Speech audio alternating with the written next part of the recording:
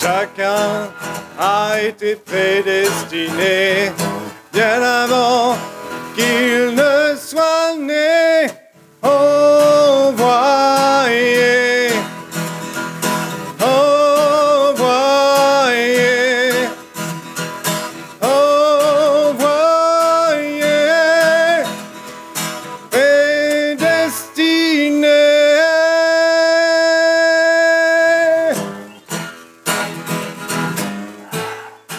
Gloire à Dieu. On va faire une lecture dans 1 Corinthiens chapitre 2 et verset 16.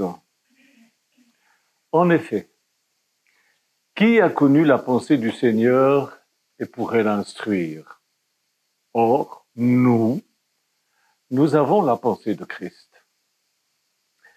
Pour ma part, frères et sœurs, je n'ai pas pu vous parler comme à des personnes dirigées par l'Esprit, mais comme à des personnes dirigées par leur propre nature, comme à des petits-enfants en Christ. Je vous ai donné du lait, non de la nourriture solide, car vous ne pouviez pas la supporter. D'ailleurs, même maintenant, vous ne le pouvez pas parce que vous êtes encore animés par votre nature. Voilà ce que l'apôtre Paul écrivait aux Corinthiens. Et oui, c'est comme ça. Et ce matin, je voudrais vous parler au sujet de qui a la pensée de Christ. Là, il est en train de dire qui a la pensée de Christ pour l'instruire. Qui peut instruire Dieu? Qui a la pensée de Jésus-Christ? Il dit, mais nous l'avons. Donc, il y a deux sortes de personnes. Il y a ceux qui ont la pensée de Christ et ceux qui ne l'ont pas. Et puis, même parmi ceux qui sont chrétiens, il y en a qui ont la pensée, une pensée de Christ enfantine. C'est ce qu'il dit. Enfantine. C'est encore leur nature humaine qui... Voilà. Mes frères et sœurs, je vais partir d'en bas pour aller un petit peu plus haut. Et je vais vous dire des vérités de base pour aller un petit peu plus loin après. Parce que il est temps maintenant, les choses vont vite, hein, les événements se précipitent. Alors, Dieu est un Dieu plein d'amour. Il ne faut pas en douter. Dieu est un être joyeux, qui prend part à la vie, qui s'intéresse à toutes les expériences de tous les êtres.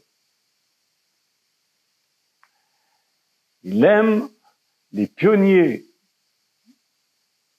Il aime les gens qui ont conscience d'eux-mêmes.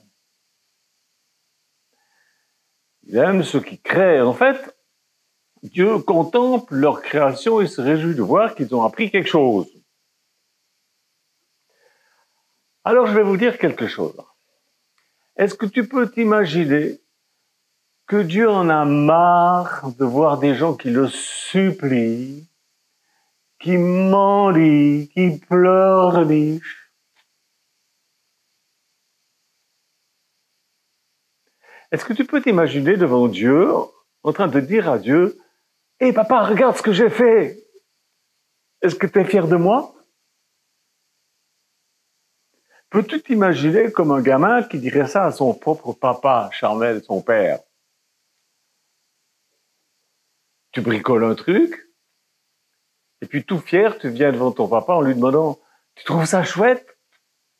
Moi, je me rappelle un jour, j'étais assis au jardin des plantes, parce qu'on avait notre café Bartine Challenge pas loin.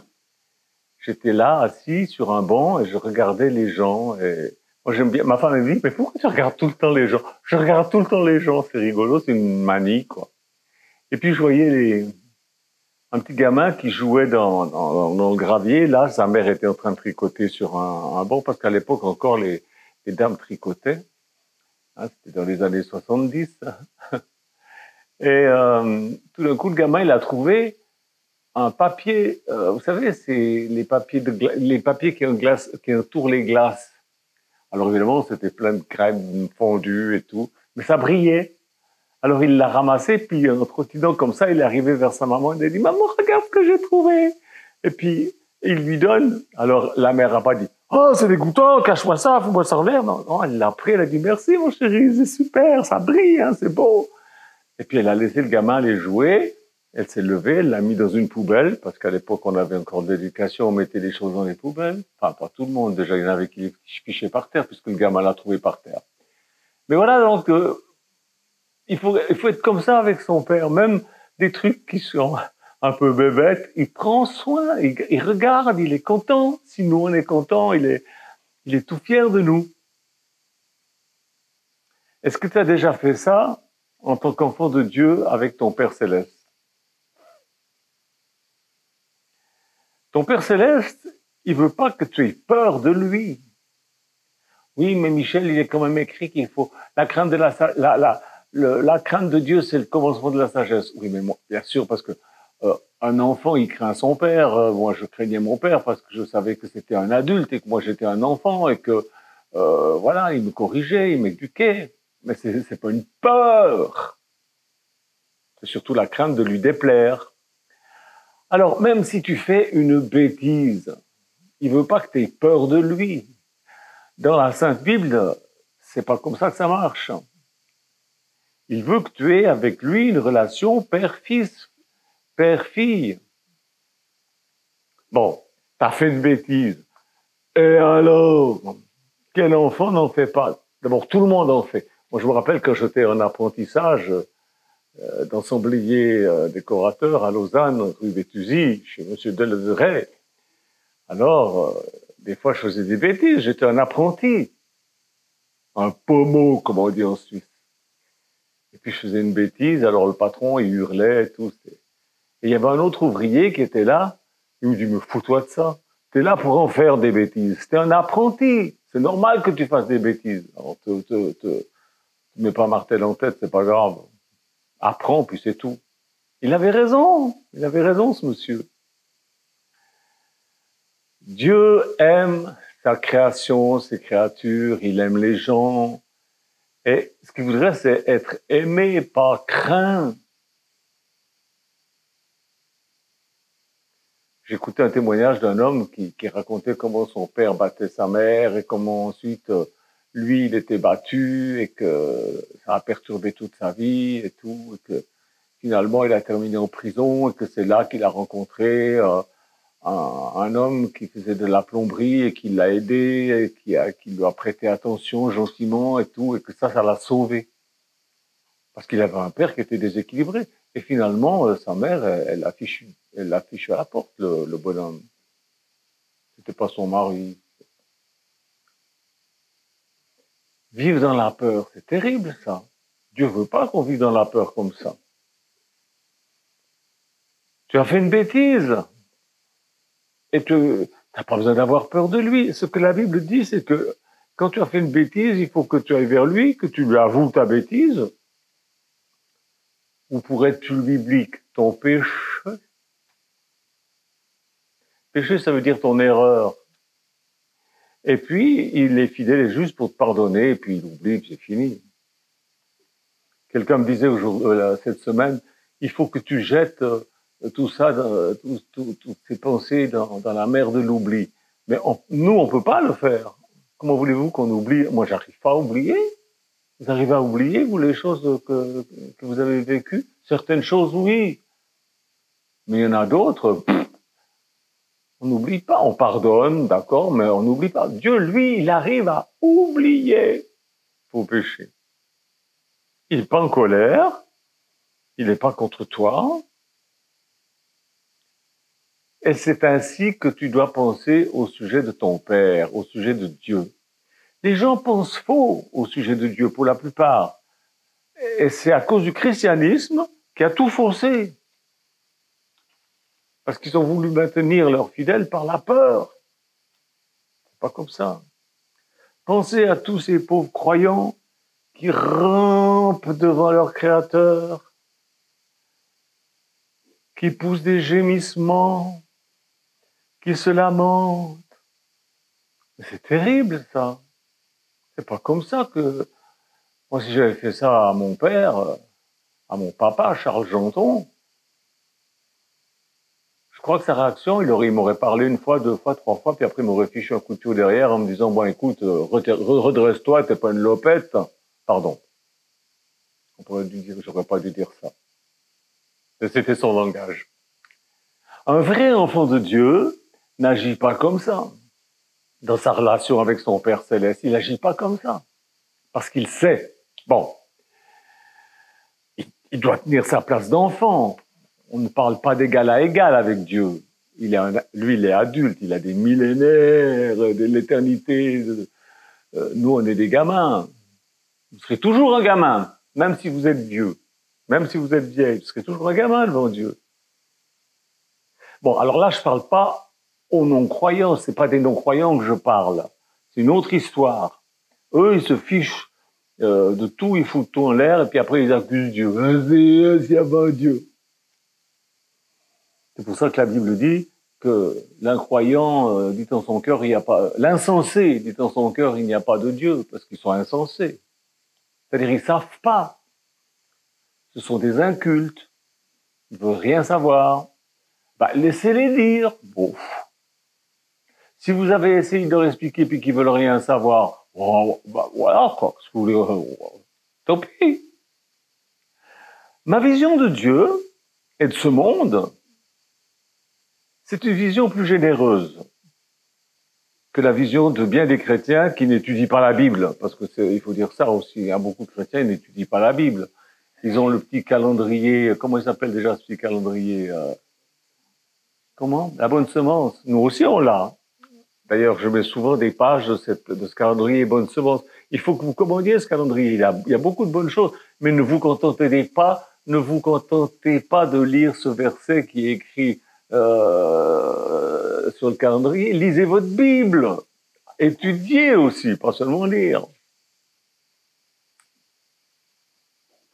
Alors beaucoup ne connaissent pas vraiment Dieu et ils ne vivent pas consciemment dans sa présence.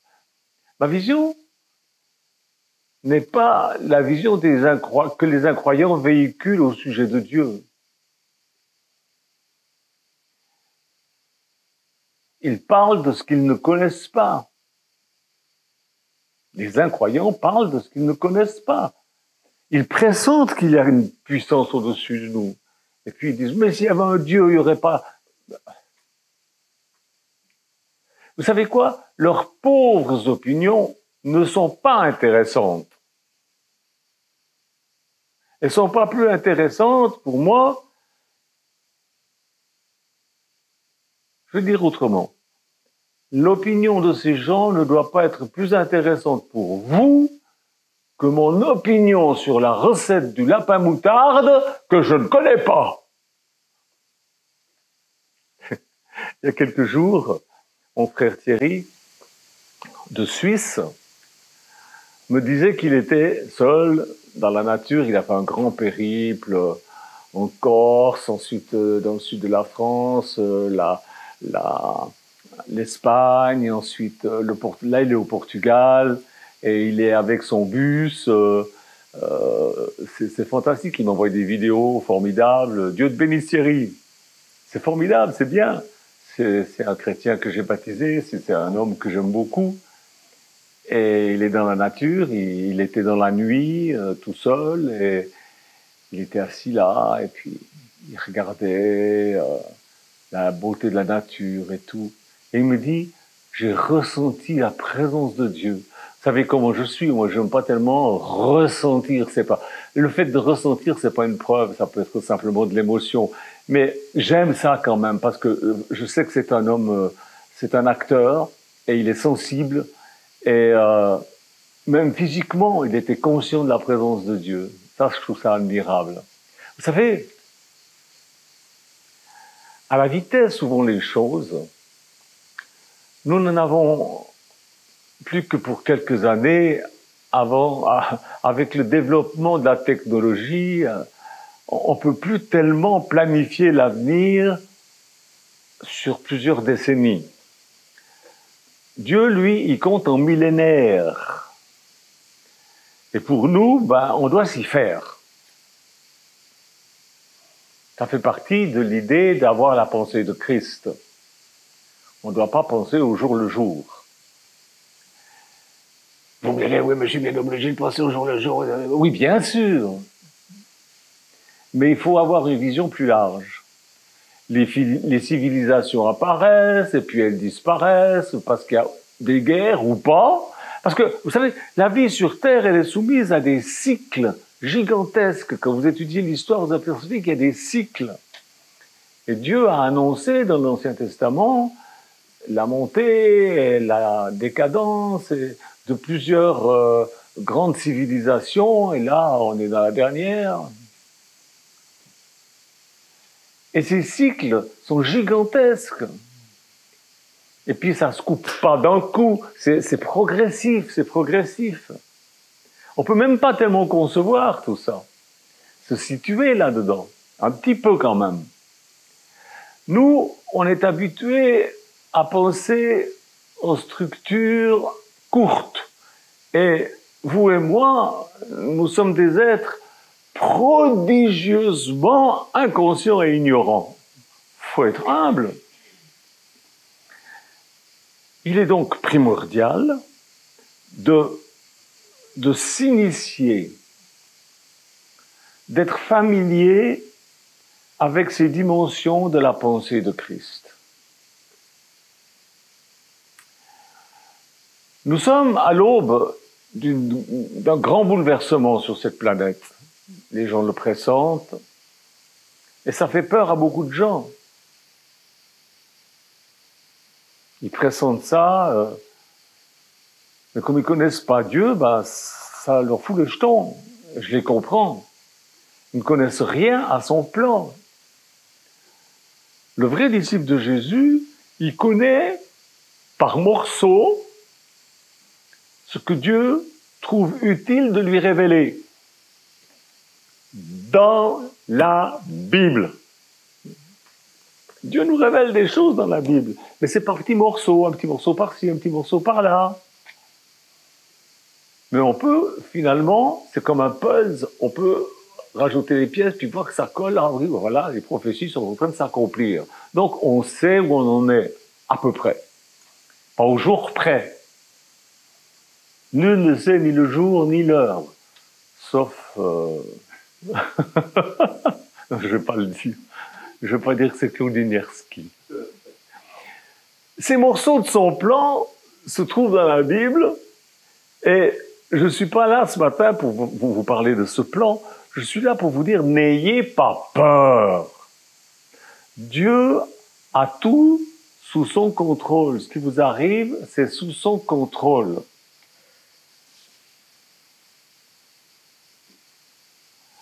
N'ayez pas peur des changements.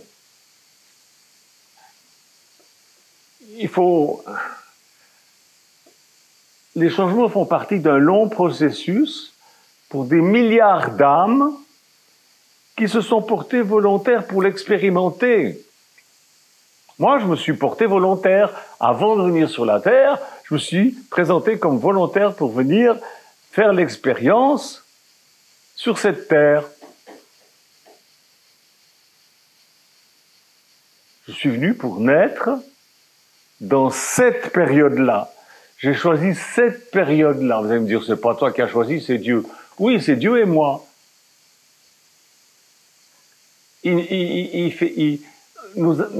notre Père, et on a discuté le coup. Vous avez discuté le coup avec Dieu pour naître dans cette période-là, là où vous êtes. Si vous êtes en Afrique, vous avez décidé d'être en Afrique. Si vous êtes en France, vous avez décidé d'être en France. Peu importe où vous êtes, vous avez décidé. Dans le Valais.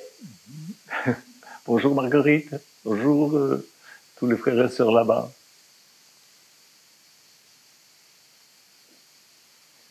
On a décidé. Alors maintenant, on fait les expériences, et puis il y en a des bonnes, et puis il y en a des mauvaises, et puis on acquiert la pensée de Christ au travers de la Bible, et puis on adapte notre vie, mais c'est passionnant. Bon, c'est difficile, il y a des endroits c'est plus difficile que d'autres. Je trouve que ceux qui ont choisi de vivre en Afrique sont vraiment courageux. Parce que c'est difficile de vivre là-bas. Mais on peut s'en sortir. Moi, je connais des Africains qui s'en sont sortis très bien. Alors j'ai le courage de continuer à créer, j'ai le courage de continuer à participer de façon concrète dans cette vie, même si je fais des choses différentes de ce que je faisais il y a encore 6 ans, 10 ans en arrière. Il y a des choses que je faisais il y a 10 ans que je ne ferai plus. Des expériences qui étaient formidables, des trucs qui étaient sensationnels, mais maintenant, ça y est, c'est dépassé, c'est fini. C'est un autre temps. Tout change. Alors, n'ayez pas peur des changements. La vie, elle est passionnante.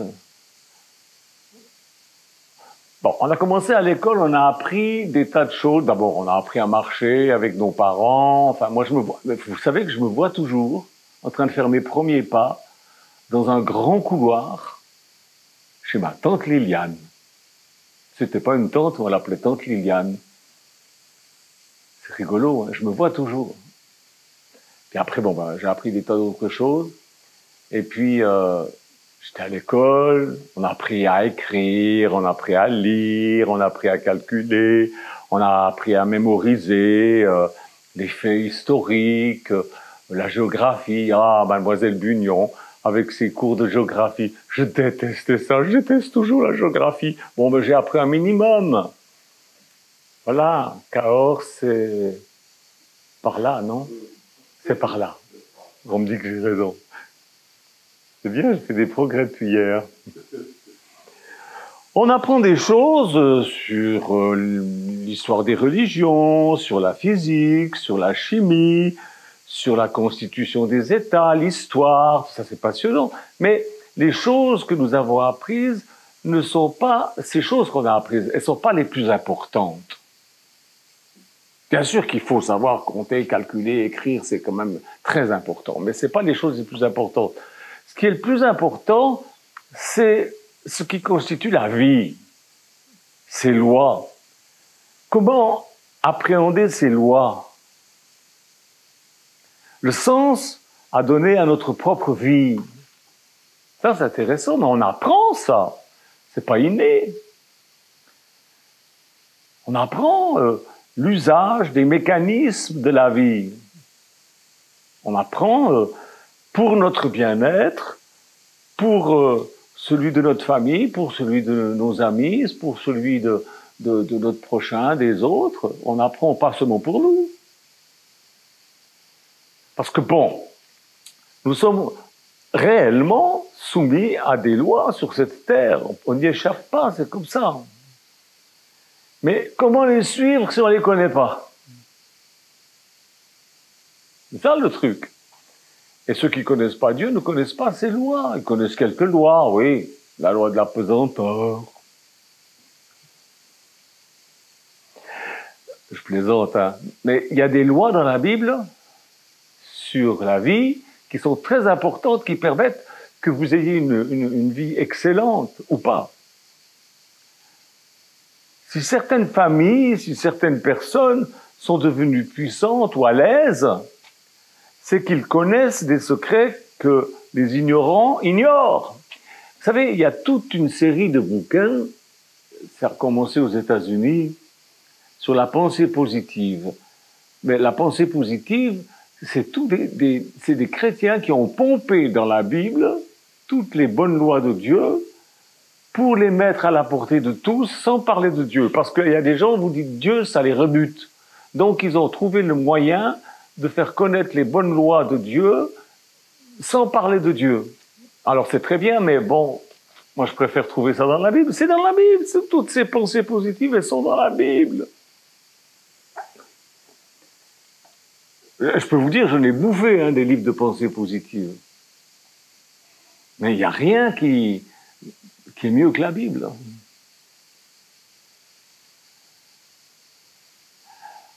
Alors, il y a des secrets que certains ont connus grâce à ces bouquins, d'autres grâce à la Bible, et puis ils sont à l'aise dans leur vie. Ils ont des problèmes, mais ils arrivent à les résoudre assez facilement. Plus facilement, du moins, que ceux qui pleurnichent, qui doutent, qui qui râlent, qui font du chantage au suicide ou que sais-je. Quels sont ces secrets? Le secret des lois qui régissent ce monde, je ne veux pas vous les cacher. C'est pour ça que j'enseigne depuis tant d'années.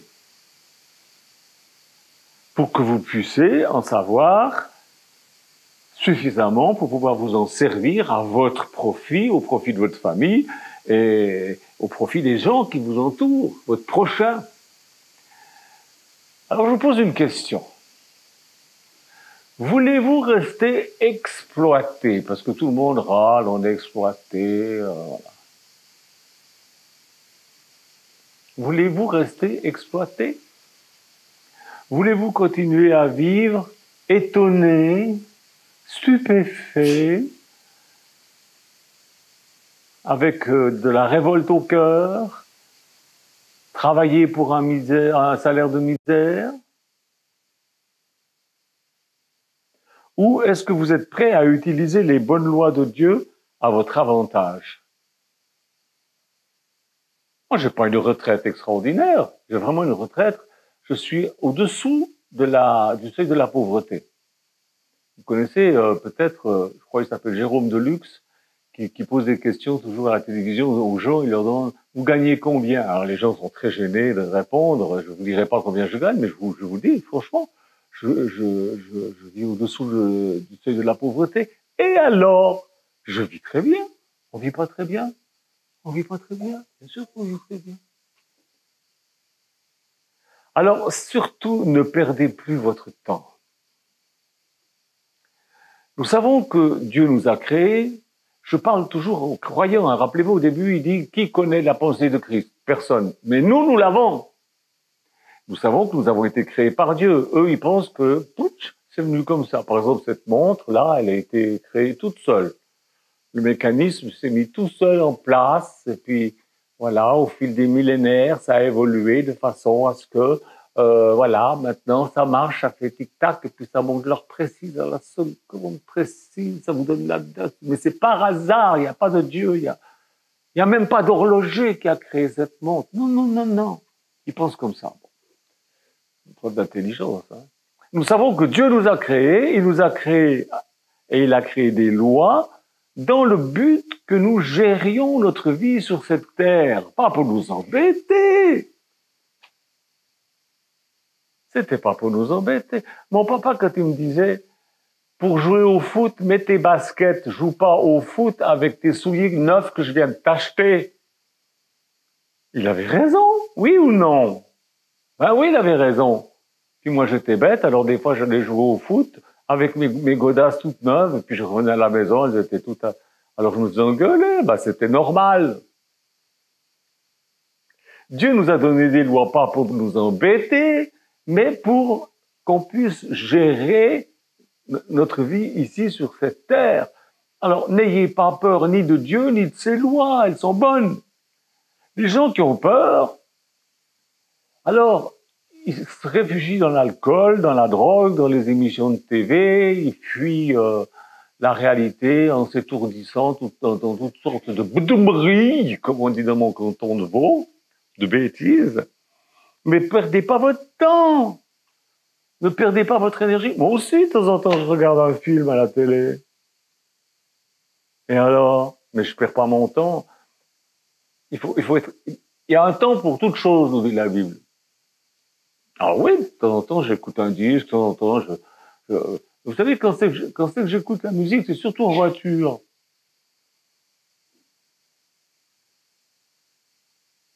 Même plus dans mon bureau, j'écoute plus la musique dans mon bureau parce que je préfère lire, méditer. Écoutez ça. Les ultra riches et les très pauvres ont un point commun. Ils ont un cerveau. Et ils ont un autre point commun, absolument certain. Ils vont tous aux toilettes. Comme vous. Comment se fait-il qu'ils en sont là où ils en sont? Vous allez me dire, ouais, il y en a eu qui ont la chance de faire un héritage. Non, non, non, moi je connais des très pauvres qui ont réussi. Comment ils ont fait? Pensez-vous que Dieu est injuste? Oubliez cette idée, elle est stupide, c'est une idée de païen. Païen, ça vient du mot paysan. J'ai rien contre les paysans, bien au contraire, que Dieu les bénisse, ils sont adorables ici, ils nous donnent des tas de trucs, on a des melons, c'est fabuleux. Le mot paysan, autrefois, ça voulait dire un culte, parce que ils n'avaient pas droit à la culture. Et ça a donné petit à petit le mot païen. Penser que Dieu est injuste, c'est une idée d'un culte, de païen. C'est une idée qui ne traduit que l'apitoiement sur soi-même. S'apitoyer sur soi-même.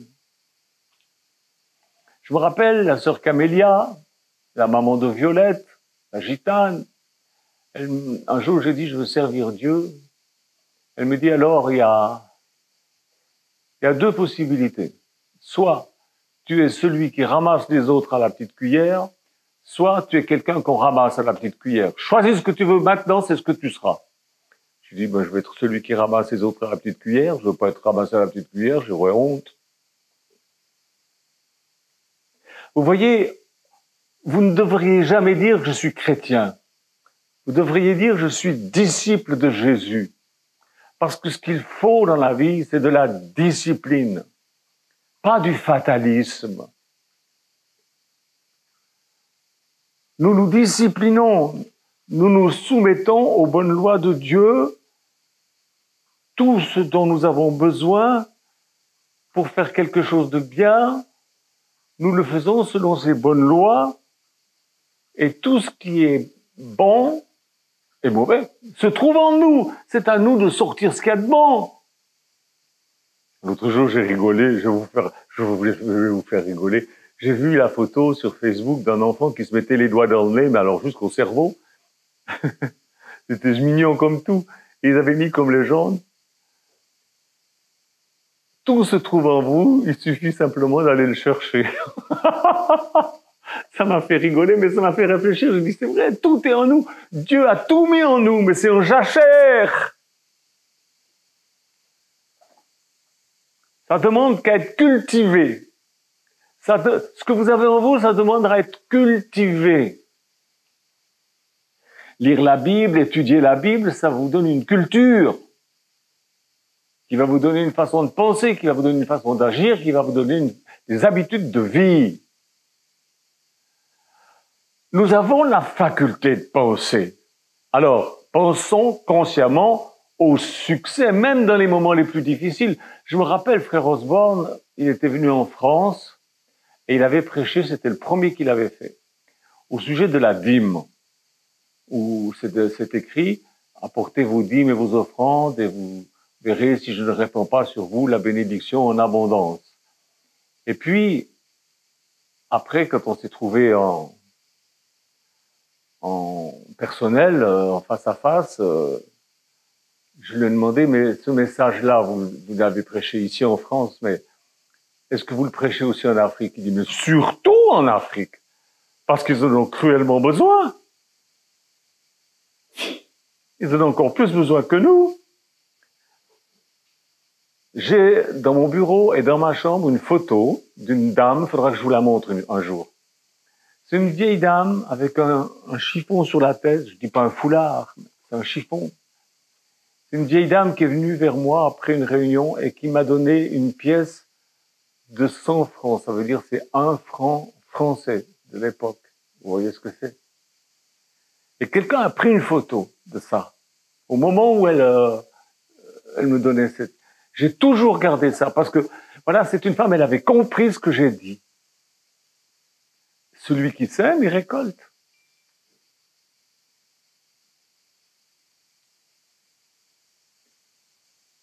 Nous avons des facultés de penser, alors pensons consciemment au succès, même quand ça va pas. Plutôt que de pleurnicher sur notre sort, pensez comme Dieu pense et faites ce que Dieu dit de faire. Pensez autrement que les perdants. Vous savez, ce qui bloque l'immense majorité des gens, c'est que ils interdisent l'accès à ces facultés. C'est ça le problème. À cause de leur point de vue étriqué, à cause de leur tradition obsolète, à cause de leur schéma de pensée dépassé.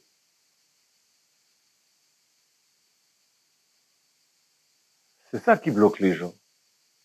C'est ça qui les bloque. C'est pas qu'ils peuvent pas, n'osent pas. Mon frère Thierry, il a fait un disque qui s'appelle Ose.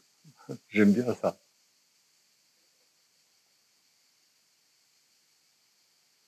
Ils osent pas, ou alors, ce qui est pire, ils sont paresseux.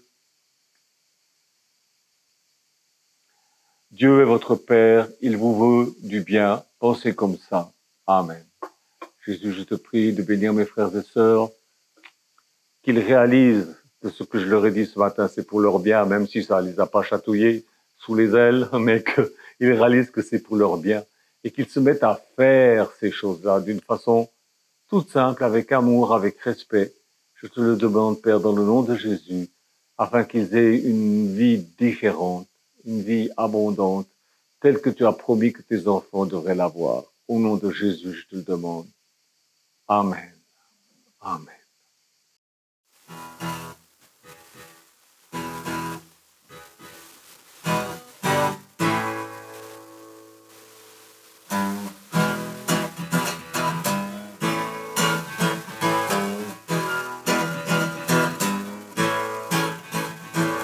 Nous sommes ambassadeurs de Dieu, envoyés venus des cieux.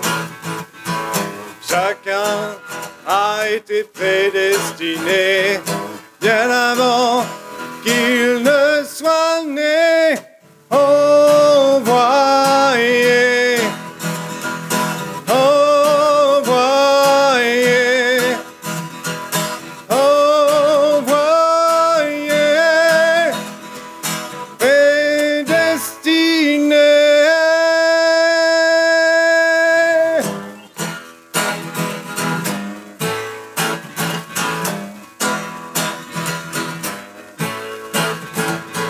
Je loue Dieu pour mes faiblesses, pour tout ce qu'il m'a donné. Car dans sa main se trouve la sagesse, qui rend gloire de tout ce qu'il a imaginé. Envoyé, envoyé, envoyé, prédestiné.